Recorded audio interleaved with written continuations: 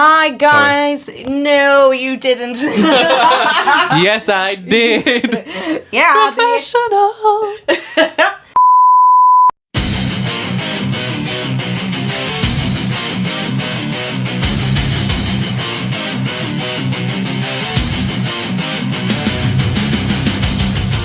Hi everyone, thank you so much for joining us at the podcast that is on Upstage TV. I am joined once again by Sabian. Hello, I'm back. And I'm Charlie. I didn't introduce myself, but you guys should know who I am by now. So we have reached Sunday. Yes, we hope you've made it this far in the podcast, and we hope you're going to make it this far in the festival. Yeah, I mean, to be fair, hope you're still alive. After an insane Friday, a blistering Saturday, after parties galore, we hope you're alive Sunday, because Sunday is incredibly special because we have Scandinavian rock royalty headlining Sunday night. But I'm hoping that everybody is going to have their glad rags on because it's quite a glammy Sunday. It is quite a glammy day. I know for a fact that a certain person is going to love this weekend, but we'll talk about him in a bit as well. We've also got some exclusive little shows for you this year. We've got Knockout Kane, which is an original lineup reunion show, and that's a mouthful. Yeah. Thank you very much. He's had to repeat that quite a few times. I'll do it again if you want. To try and get there. Was it an original lineup? Original lineup, exclusive original line. I can't do it now. Look at that as a limerick. Anyway, Knockout Kane are playing. They are, yes. All of them. All of them are coming to play at Call the Wild Festival, which is pretty cool. That's another thing as well. If you get a VIP ticket, you can come and party with us on Thursday as well. Yes, an extra day of partying if you can handle it. If you think you're up to the challenge, yeah, definitely get those VIP tickets. Because also there's Mosquito and Scuzz Lightyear. Yes. What are they about? Don't know.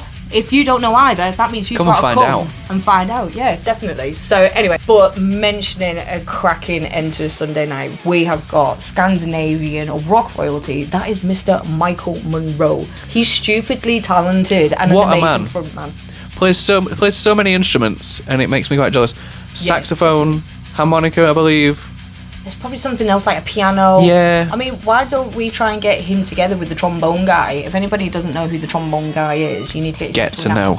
Get to know. Yeah, you need to get to know him. Legend. Absolute legend. And then you could always have Michael Monroe's #1 fan, Stevie Rocks, in there as well. He can throw some long lost brother. Who knew that Michael Monroe was actually from Blackburn? Go admit, they are two of the same. Like, they are both insane people. Love you, Stevie. He's a great guy, and he's just one of Michael Monroe's biggest fans. I think he travelled to Finland to go and see him when he did like more than likely. It's 100% something that Stevie would do. They did a Hanoi Rocks thing. Yes. For anybody who doesn't know, Michael Monroe was in Hanoi Rocks. Yeah. Just throwing it out there. But I will be talking to Michael Monroe for you guys, and it's going to be here on Upstage TV. So if you do have any questions, I am actually. So there's a photo of me when I met him in 2019, working for another festival company at the other end of the earth, and that will also not be mentioned. And like, he was just incredibly thin. He's a very thin guy. It's a wiry looking man. Yeah, but like, when you're running around as much as what he does, you're not surprised that he's that thin. Yeah, but I don't know where he gets that energy from. I don't either. I mean, maybe nothing legal. I don't know. Maybe. Who knows? I definitely couldn't have that much energy. We couldn't possibly comment. No, I couldn't have that much energy on anything legal, no matter how many cans of Monster. Not by Sunday, but we hope you've got the energy to come and see Michael Monroe, Knockout Kane, and lots of other amazing bands on this lineup. Definitely. There's so many great bands on this lineup. So not only have we got Scandinavian royalty, we've also got some other Scandinavian bands playing throughout the weekend, actually, to be fair. But another band who I love because they're just so kooky and a lot of fun is Trench Dogs. Have you seen Trench Dogs before? I have only recently. They're quite new to me, but I was checking out some of their music videos online, and it occurred to me that the singer Andy sparks a big resemblance to our friend Freaky. Yeah, you've never seen Andy and Freaky in the same room together. No, it's It's quite uncanny. Yeah, I gotta admit, it is quite a thing to behold. If you're drunk and you're looking at them both dead quickly, be like, is that Freaky or is it Andy? But I first met Trench Dogs at a festival that shall not be named in 2019, and it was one of my funniest interviews, just purely because the band were absolutely mashed. They'd been on stage, they came off stage after a fantastic set. It was awesome, and the guys just partied, which is what you do, you know? You've done your job, you've played your bit, now it's time to chillax. And Andy had a necklace that had a rabbit's foot on it. Nice. And we talked about that, and it was just great. It was a great interview, but let's have a look and see what the guys had to say to me this time round. Hi Andy, thank you so much for joining Charlie at Upstaged. How are you doing, my love? You okay? I am absolutely fantastic. Thank you for having me, Charlie. It's alright, you're more than welcome. Now, is that a hat, or have you just got an animal on your head? Unlike the rabbit's foot I was wearing last time we met, this is not in fact a real animal. I don't know what it is. I think it's some kind of scarf, but I've tied it around my head. And I think I might wear it off to Finland tomorrow when we go play over there, because it's quite comfortable. Yeah, and to be fair, it's still quite cold over there, isn't it? Even though it's April, it's still quite cold in Finland. Is that a dead animal on your head, or are you just pleased to see me? No, he's just very charming. Very, very charming. Well, you guys have got a lot going on right now. Like you said, at the time of recording this, you are going off to Finland, but you've just released a new single as well, Cobblestones. Is that right? Cobblestones. Cobblestone Waltz. That's it, the waltz. I was gonna say cha-cha, but that's something different. Cobblestone cha-cha would have worked. That would have been alright. That would be good. But then I'd have to try and sing in a different time signature, and I have hard enough with a waltz. Yes, I was going to say, because do you do it, is it 6/8 you do it in? 6/8, yeah. How kind of a waltz. Yeah, so how did you come up with that idea? I don't remember if the name came first, like a cobblestone waltz. I mean, the word cobblestone appears in a lot of our music because I'm from Australia, so we're kind of a cobblestone-free country, so I've always been like, cobblestones. So I just shoehorn it in everywhere. But, I mean, we're just getting better at playing music, you know? Well, not me, per se. I'm still a bit crap, but, like, so we're just doing, you know, not everything has to be 4/4 or shuffle beat, so we thought we'd do something in 6/8. And it was our first time playing in that time signature, so it was kind of fun. And the song kind of gallops and stumbles and falls as it goes along. And live, it sounds wicked, so can't wait to bring it on the upcoming tours. So yeah, and to be fair, that'll definitely get everybody dancing in the crowd at Call the Wild Festival. And you guys were meant to play a while back before, but the world kind of, you know, got turned upside down and inside out. So it ended briefly, but it's back on again. Yeah, it kind of terminated for a bit, didn't it? The whole world just went bang, and that was it. So, but it'll be your first time playing with us, is that right? Yeah, we were booked. We were booked in 2019, I believe, which was super exciting. I think the Throbs was playing, one of my big three bands, and that was going to be awesome. But then the government told us we have to go to our room for a few years. It never got to happen. So very happy that we're out of our naughty boy room and we get to do it again. Because I've always wanted to work with the people at Call the Wild. Everyone's been super nice. So. Hopefully we do a good show. We usually do. So I reckon we'll be fine.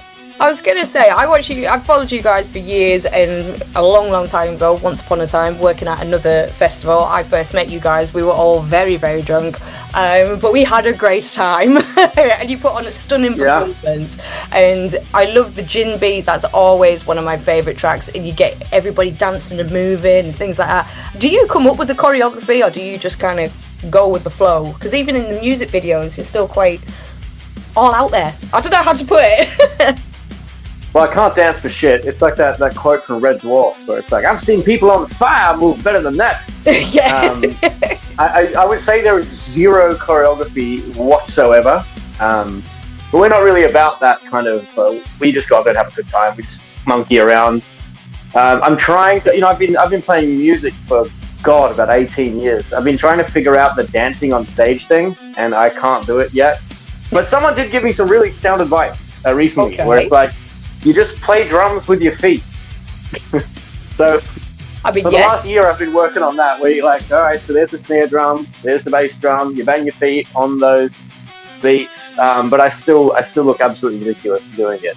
The fact that you thought it might have been choreographed is incredible, and either a real testament to my improvised dance moves or your lack of understanding of the art of jazz. The art of jazz. I mean, to be fair, I'm not wearing my glasses either, and I'm blind as a bat, so I could be seeing anything. But you guys, I've got me knob out. But you guys are also sharing like the stage essentially with, or the arena as such, with Michael Monroe as well. What's that going to be like? Oh, finally! Again, we toured with Michael Monroe again 2019, and then we had to go to our bedrooms for a while. So we missed out on the next show we were doing with Michael, and then something got cancelled, I think, after that. So just to be back, I think it's, I'm not sure about the lineup, but I think it's probably us and then Michael Monroe after it. I think it is, yeah.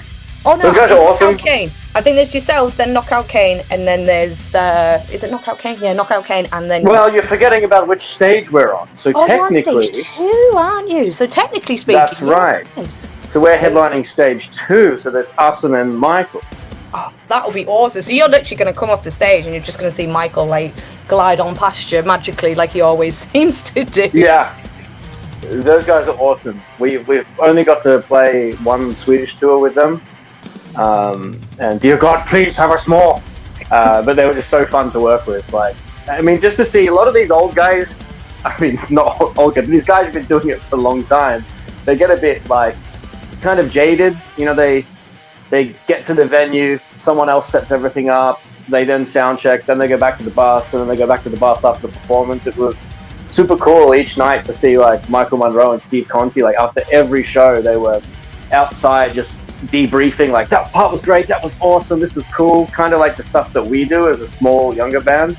It's kind of cool to see that those guys still have that like fire in their belly, and you know they're so hands-on when they like they need every show to be perfect. They don't phone it in at all. Like Michael's super passionate about the lighting, and he's wound up tight like a coiled spring, that gentleman. He is, isn't he? Yeah, it's looking like forward to seeing him again. Winds him up and then you just let him loose. He's absolutely bananas. I've seen him a few times. I just love his craziness, and I think you guys and then him, it's going to be one hell of a Sunday night. Sunday night is normally quite calm and great, but you guys are going to absolutely tear it up.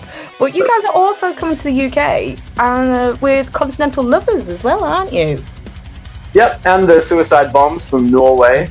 So we are going to be a triple act for the whole tour. It's going to be the Suicide Bombers, and then us and the Cruel Intentions.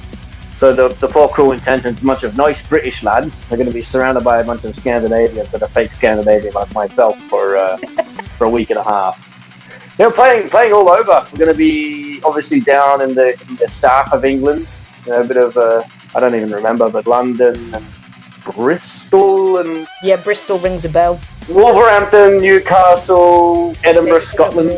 I have no idea. Bridgewater, Wakefield, something else. A place called Chorley. We're going to be in a place called Chorley. And I like to do a little bit of research about where I'm going, so I know what I'm up to. The one thing I know about Chorley is that's where they invented the dandy horse, I think it was called, like a precursor to the bike. This kind of big wooden thing you would push along with your legs. Yep. And I read that it was quite popular at the time in Chorley, which is weird to imagine just randomly this small village in the UK. It's just everyone's whipping around on flying broomsticks, basically. That's kind of cool. That's the UK on a whole, to be fair. Everybody's just walking around on broomsticks. So. With knives. Yeah, we've all got pitchforks as well. But honestly, how great has the reaction been for your album coming out as well? Like, that was just insane. Yeah, we got lucky on that. Like, we had no idea signing a record label and everything. It could have been an absolute flop. And I'm sure if you ask the record label, they'll probably still say it's a flop. But it did get to number 1 on the Swedish charts, on the vinyls, and then number 3 on the rock and metal charts. That's awesome. So that was cool. Yeah. Yeah, I forgot about charting. I completely forgot it existed. It has never been something I thought about or a goal. But so the record label just emailed us one morning saying congratulations. Sent a screenshot and it was like, holy shit, we're number 1 in Sweden right now. That's crazy. And then a week later it was over. But I do confess, Charlie, that I did get to live for 1 week as number 1 and ABBA was number 8. So suck my dick, ABBA. Yeah, exactly. So, do you know what I mean? That works. Yeah, it was pretty cool. In their own country, like, you know, that's a big... Yeah, then the following week they went back to beating us for the rest of my life. So, yeah, that's fine. You know, for the whole 7 days, that's still an achievement. They say it's better to live one moment as a tiger than your whole life as a worm. Yes, and if anybody understands that reference, please do drop us a message in the comments. Drop us a message in the comments. There's going to be loads more quotes like that for the big interview that I'm going to be doing with you guys at Call of the Wild. Is everybody going to join us at Call of the Wild, I presume? Absolutely. Yeah, we wouldn't miss it. Hopefully. We wouldn't miss it. I don't think we should be as drunk as last time. Last time was a special occasion. Yes. I was celebrating... I'd just come off stage and I was celebrating drinking 2 bottles of wine. Yes, you did. You drank on stage. I think it was 2 bottles of red. I think you had. And I was like, something like that. Yeah, you had 2 bottles of red. And I remember talking about the rabbit's foot necklace, and then I think we were talking about you go to the thrift store and get your coat. You were like, I'm just a hobo. It was something like that. I'm just a hobo guy. Yeah. Go to the thrift store. It was things like that. It was great. It was such a great interview. Yeah, you actually got lucky because another lady interviewed me that night and I farted on her. I do remember that. There's a video of that out there somewhere. Well, we're all human. Do you know what I mean? I was sitting behind her in the interview and I tapped Matthias on the shoulder and then I just lifted up my leg. I didn't expect it to be so loud. I thought it would just be a joke between me and Matthias, but everybody heard it from miles around. To be fair, I did wonder what that earthquake was halfway through the night, but never mind. It was just you dropping. Is there anything you'd like to say to the folks at home that are watching, that are thinking, oh, I don't know if I want to come and see these guys? Promote yourself. Sell yourself to the good people. All right. Well, Trench Dogs is a band that we're not reinventing the wheel, but we're rolling along better than lots. You know, like the people always say, like, oh, it's a breath of fresh air. No one's doing rock and roll like this. No one's doing it this way. And it's like, yeah, not anymore. But I mean, we're not exactly reinventing the wheel, but we're the best stuff, the new wheel. You know, yeah.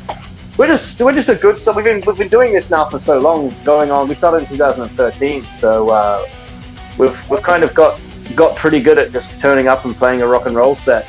And we don't take ourselves too seriously. We don't, do all those kind of cliches and stereotypes and frontman performances. I usually just argue with the audience. And people argue with me, and then the song comes along. So we do things a little bit differently. But yeah, I think if you're coming to Call the Wild, you won't bloody miss it, especially if you like bands like Hanoi Rocks, Dogs D'Amour, and you're already going to go see Michael Monroe. We've got a bit of a touring history with a lot of the members of Hanoi Rocks, so we kind of fit into that world a little bit. So, yeah. Definitely a great band to see. A lot of people are going to absolutely love you. But I tell you what, you need to go and get packing for your lovely little tour tomorrow. So thank you so much for taking the time out to chat to me here at Upstage. See you very, very soon, my lovely. Mwah. Thank you, Charlie. Thank you very much. And a big thank you to Trench Dogs for chatting with Charlie. There you go. See, I told you that absolutely mental. But I do. I love them. I just love their vibe because they're sleazy rock, but then the glam rock, and then kind of just like a general rock. It's hard to put them in a box, really. And when you've got, Scandinavians, especially from Sweden, from Finland, from Denmark, there's something in the water there that makes them so. And we've got a lot of bands that cross boundaries. We've got some glam stuff this year. We've got some metal. We've got some heavier stuff. So there's something for everyone. There's something for everyone this weekend. There definitely is. But if you've made it this far, well done. Well done. Well done. If you've survived the Thursday night, especially if you get VIP. So if you've survived the Thursday night, you've made it through Friday. You've danced until your boots have come off. Anybody who knows Royal Republic will get that lyric. And then you've made it all the way through Sunday. Congratulations. Well done. There is still an after party. Gold star and a sticker. Yeah, a gold star and a sticker, and there's still an after party yet to go. Yes, But one last one. we are wondering, what are your festival fails? What is your festival fail? I've got many festival fails. I don't know if there's How one in PG particular are I they? can divulge. How PG are Probably your the fails? cleanest one is at one of those big festivals that shan't be named for legal reasons. It was, I think I was about 19 or 20, and we went camping at said festival. And it was a very windy weekend, particularly the day that we were setting our tents up, and I got this pop-up tent that I'd had for a while, and it had served me well up until this point. So you thought it was trusty? Yeah, You know, thought I good could to rely go. on this tent, but Right. Relationships my world with tents. came crashing down. But as we were setting up this tent in the wind, one of the poles snapped, and I thought, it'll be all right. Just put a bit of tape on it, it'll be all right. And it lasted. It lasted quite well. We were there Wednesday to Sunday, so a long time in this weather. We got back from watching the headliner on the Sunday, having walked miles, and we were very tired, ready for bed, ready to go home, and my tent was as flat as a pancake. Completely just broken. Just flat on the floor, completely broken, So did the beyond other repair. ones just give up? Like, surely it can't have just been one pole, was it? The wind came back on that day. Right. It was very windy. We'd sat there in the campsite village just watching tents and gazebos flying around. Like, those little 20 quid pop-up tents didn't stand a chance. Oh, dear. But yeah, it was completely flat, and I had to drive home, and I may or may not have had some alcohol that day. Couldn't possibly say, but I had to drive home. But the thing was, when I realised when I got on the M1 that I wasn't the only one. I think there were lots of people leaving. People just leaving tents. Yeah, Like been leaving abandoned. en masse. Yeah. Abandonment of tents. Oh, that's sad. What Like, about you? What was your festival fail? My festival fail happened last year at a unnamed festival, camping, as you do, and it was the Saturday night. I did watch the headliner. I watched most of the headliner because when you start leaving that arena, you get jammed. It's a bit claustrophobic. And then I wanted a cup of tea from the guy at the top of the hill. And when it gets that late and you've been running around the festival all day, like you said, you're tired, your feet hurt, definitely. So I wandered back, blah, blah. It was raining, obviously. So my wellies were incredibly muddy, but I didn't want to have them inside my tent with me because then the inside of my tent was just going to be muddy. So I thought, tell you what, because I had not a porch, my tent isn't that big, but you know, like you've got like a little lip of your tent, and I put my wellies there. Yeah, a little doormat. Yeah, basically your doormat, basically. So I took my wellies off and I put them there, and I thought, right, they're going to be all right. And then I got woken up at like 3:30 in the morning, and somebody fell into my tent. Lovely.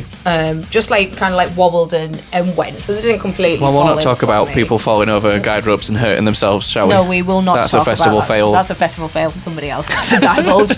And I was like, all right, okay, the film, not a problem. Woke up the next morning to find that my welly was submerged in the puddle next to me tent. Just the one? Just the one. Just one timbered, basically. Nice. And the muddy water had seeped into the welly. Well, it could have been good for your skin. You know, people have these mud baths and mud masks. It could have been really good and there's relaxing. That, and then there's getting trench foot. Yeah. I didn't want to have feet like a World War I veteran for the rest of the festival. I know And I at was some only there for festivals one more when there's day. mud, you can never be 100% sure that it's just mud. And I was a bit devastated really, but luckily I brought some, I bought a roll of bin bags, right? Just in case I did There's get a festival muddy. essential. Yeah, that's a festival essential. Take in your case it was rubbish muddy. home. Yeah, take your rubbish home, and in case any of your stuff gets really muddy and dirty. And I was like, well, I'm going to have to... I emptied the water out. I kind of dried it off a bit using some toilet paper, because you always take a spare bog roll with you, just saying. And then I was like, well, I can't walk around with my foot damp all day. So I had to tie the bin bag round my foot and slip it into my wellies. Nice. So I could have a dry foot all day. Lovely. I bet that was very fetching. Luckily, if anyone has seen my wellies, they're in the shape of cowboy boots, so they're quite high, and I managed to tuck it down so it didn't look as obvious as, no, she's wearing a carry bag on her foot. So it still looked like a welly, and yeah, that was my fail. So from now on in, I'm just going to put my wellies into those carrier bags and bring them in my tent with me. I'm not leaving them on my porch. So the moral of the story is don't leave your wellies unattended. Yes. Basically. Yes, or near a puddle. Okay. Because when I first set up my tent, it was bone bloody dry, right? And then by the end of the weekend, I had a river, there was ducks there, like I essentially had camped in a reservoir, basically. But yeah, so that was my fail. I would like to know what yours are. Yeah, let us know. Let us know, even if they're if you think they're a little bit risque.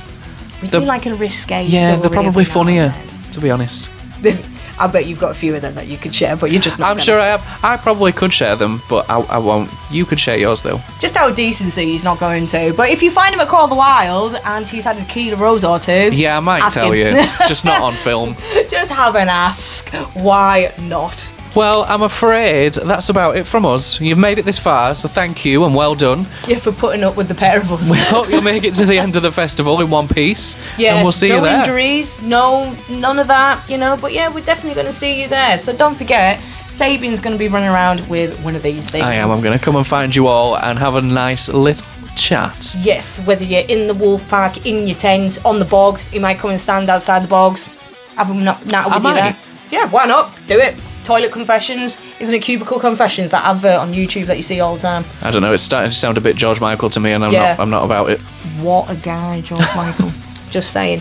But yes, definitely, if you guys want to have a say in regards to any of the interviews that I'm doing with numerous bands, mainly the headlines, but obviously I'm going to be talking to other people, make sure you drop your questions below. And on the other hand, you need to subscribe to the YouTube channel as well. You do, and I was going to say keep your comments PG, but don't. Don't. Actually. Let loose. It's the final episode. Just let loose. Just let us hear all your stories in there. PG-13 plus. We don't mind. Let us know all the things you get up to. But don't forget, it's also a family festival as well. It is. So, we're all loving and we look after you. Bring the kiddies along. I'm pretty sure there's going to be a thing or two knocking around for kiddies to do. And yeah, get them introduced to some decent music across the whole weekend. And some decent animals that'll be there that can be introduced to. Hopefully. Hopefully. And we're not just talking about us two. Yeah, not us two wild animals. Things. Yeah, we're just running around being wild. But yes, make sure you guys do. We will see you in the Wolf Pack. Make sure you grab a chat with him. Come and say hi to me. Say hello to the merch staff as well. Go and have a nosy at them, the bar staff. Say hello to everybody. It's a big family. We love you all guys there. So don't forget though, if you want to be a part of this, you've got to have a ticket. Ain't no freebies here. No, and they're selling out fast, and you need to get to callofthewildfestival.com, and there's all sorts available: day tickets, weekend, glamping, camping, all the full shebang. See what's available, have a look, and get booked. Yeah, basically, because you don't want to be missing out. And those VIP tickets are getting very thin on the ground. So, like I said, Last few remaining. You've got a Thursday night in there. You've got after parties. You've got all sorts of stuff. So make sure you guys come and have a nosy at what we're doing. Like I said, callthewildfestival.com for all them tickets. But thank you so much for joining me, Charlie. And me, Sabian. And we will catch you guys at Call the Wild Festival. Bye. Bye. Hi everyone, Charlie here, and I thought we should check out your headliners at Call the Wild Festival. On Sunday night, to close the festival, we have the very best in Scandinavian rock royalty. Of course, I am talking about Michael Monroe. A lot of people know Michael Monroe from steering the helm of the glam punk band that was Hanoi Rocks back in the late 70s and early 80s. But he has gone on to have such a successful solo career, traveling the world over, entertaining you guys up and down the country and everywhere else. But to close off the festival, he is providing us with one hell of a Sunday night. So make sure that you stay awake for that, because it's going to absolutely blow your mind. He's a very talented saxophonist as well. So why not come and check him out? If you think, do you know what, I'm not entirely sure, head over to YouTube, have a nosy at him, and make sure you grab yourself a ticket as well while you are on the internet. Go over to callthewildfestival.com and you can grab your ticket for just a Sunday night if you just want to see him. But why not come and take a chance and spend all weekend with us? On the Friday night we have the Commoners, Saturday night we have Royal Republic, and like I said, to finish it off, Scandinavian rock royalty. You'd be mad to miss out.